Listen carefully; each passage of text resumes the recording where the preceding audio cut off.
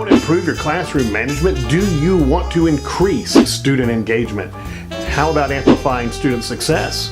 If these are things you're wanting to do, you've come to the right place. Welcome to Things That Work. Do you really want to increase your students' engagement? Pay attention to these 6 things that you can take care of now. There are thousands of things that can get in the way of student engagement. We're going to look at 6 obstacles that may be impeding your students' engagement. The number one thing out of these 6, they may not like their teacher, or they may not feel like their teacher is on their side. This is reason number 1, and it's easily fixed. It's easily taken care of, but it may take a little bit of time, and it certainly will take consistency. The first thing is share something from your life, something personal, at least once a week. If you do that, you begin to build a rapport with those students. You begin to build, that's right, a relationship. Over and over, the term relationship comes up on this channel repeatedly. Relationships with students, relationships with parents, relationships with other teachers and colleagues and administrators. That's because relationships are the key to everyone's success in education. Share something personal, not dark and deep and, profound, just something that's going on in your life. Share what you did on the weekend. Share something at least once a week with the students in your class. Find a way to do a favor or show empathy to your class. Show that you understand where they are. Show that you understand the struggles they are facing. Be empathetic with them. You struggle. Share the fact that you struggle with something. That will fit with the first tip that I gave you a moment ago. This also begins to build that feeling that we really are on a team together, because we are on a team together. But this begins to increase that feeling of I belong on this team. The other thing to do that may help overcome the idea that the teacher is not on the side of the students, or they don't like this teacher, well, you can find those students who have very specific struggles and maybe struggling more than other students, and connect with those students even more so than you do with the entire classroom. Other students will see this. The other students recognize who struggles and who doesn't struggle. They're human. They're sitting right next to them. If you are taking the time to work with those students who are really struggling with what you're teaching, then other students will see this and they realize you are on their side. You are there to help. And you'll find other students beginning to ask actually meaningful questions that will help them engage with what you're teaching. This last one takes quite a bit of effort on the part of a teacher, and that's to discover 3 specific things about every student. You're going to want to catalog these, probably on a spreadsheet or on a Word document of some kind. But if you have 165, 170 students, and you're learning 3 specific things about each student, guess what? You're going to forget some of them. So it's very, very important. Keep a record of those things. It's not cheating. It's caring. The second boundary is they are distressed or stressed over something, which freezes up their ability to engage the material and the assignments that are being presented to them. A student cannot fully engage material when they are stressed, anxious, worried about other things outside of your classroom. So the best thing we can do is to try to find out, and again, using empathy and relationship, try to alleviate some of those stresses and pressures that they are feeling. One way to do this is to allow your students to feel more in control of the class they're in. And you can do this by providing choices of assignments, choices of topics, choices in what they're doing. The more choices, the more control they have. And pointing out how they have that control over their assignment. This is crucial. I even provide choices when it comes to discipline.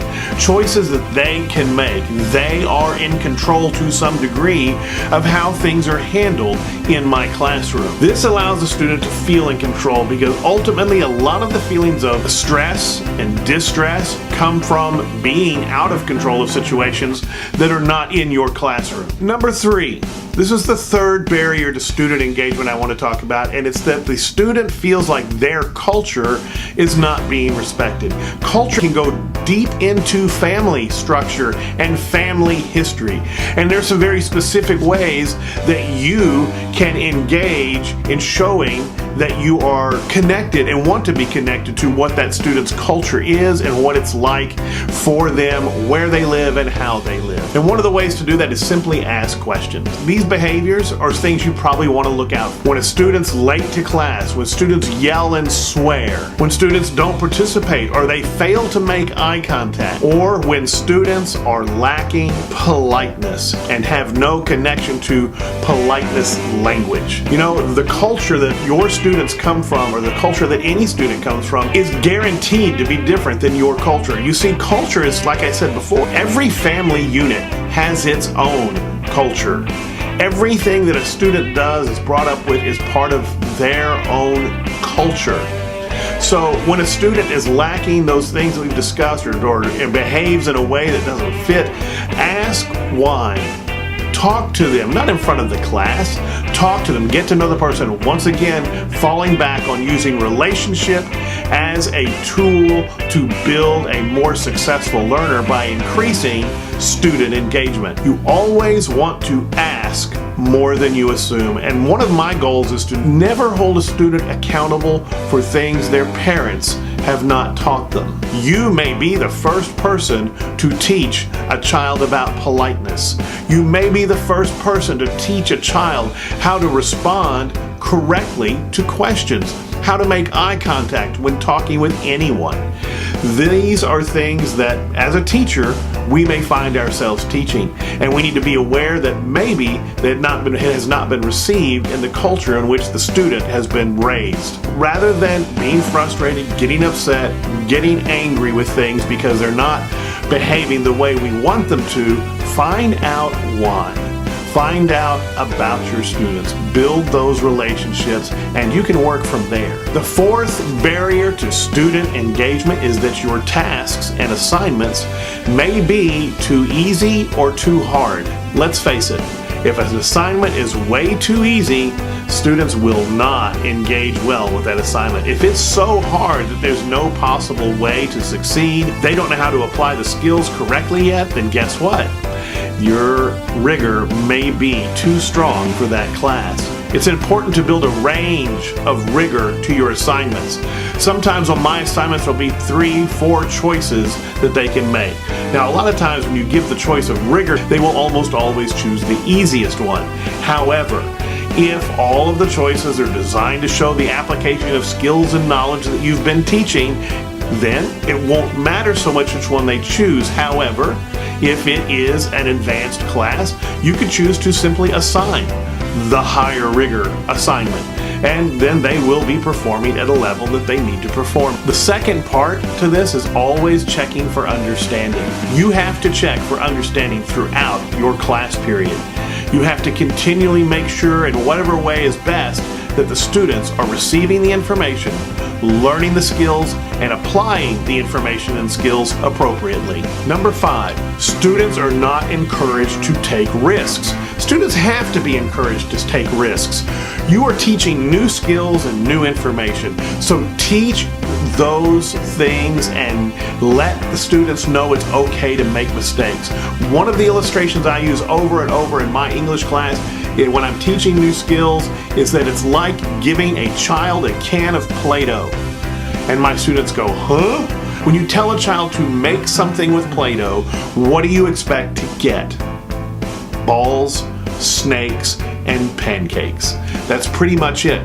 That's pretty much all you're gonna get is balls, snakes, and pancakes. When I give students new skills, I point out to them, this is like me giving you a can of Play-Doh. And since it's an English class, I am not expecting some sort of Shakespearean sonnet that will change the world today, tomorrow, and forever.